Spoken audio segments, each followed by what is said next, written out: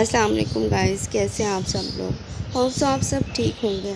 आज मैं आपके साथ बहुत ही मज़ेदार रेसिपी शेयर करने वाली हूँ, जो कि है कंडेंस्ड मिल्क की रेसिपी। लेकिन इससे पहले अगर आप मेरे चैनल पर न्यू हैं तो मेरे चैनल को सब्सक्राइब करना ना भूलें।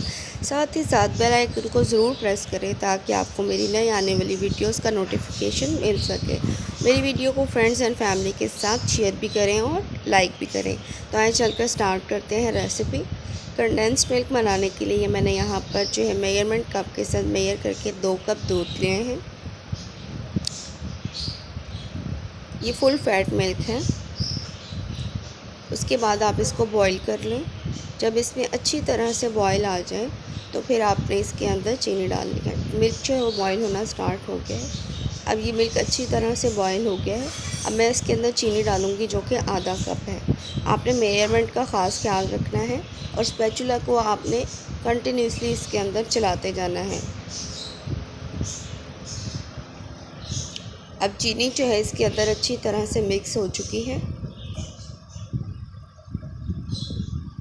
स्पैचुला आप इसके अंदर कंटिन्यूसली चलाते जाएं ताकि जो है ये नीचे से लगने भी ना पाए और इसका कलर जो है वो डार्क ब्राउन ना हो जाए, क्योंकि हमें इसका एक प्रॉपर जो कंडेंस्ड मिल्क का कलर होता है क्रीमी वो चाहिए।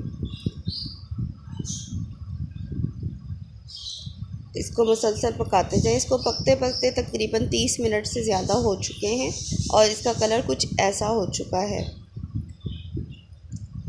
अब जी इसके अंदर बबल्स पड़ना शुरू हो गए। इट मीन्स कि ऑलमोस्ट ये रेडी है। हमारा कंडेंस्ड मिल्क तैयार हो चुका है।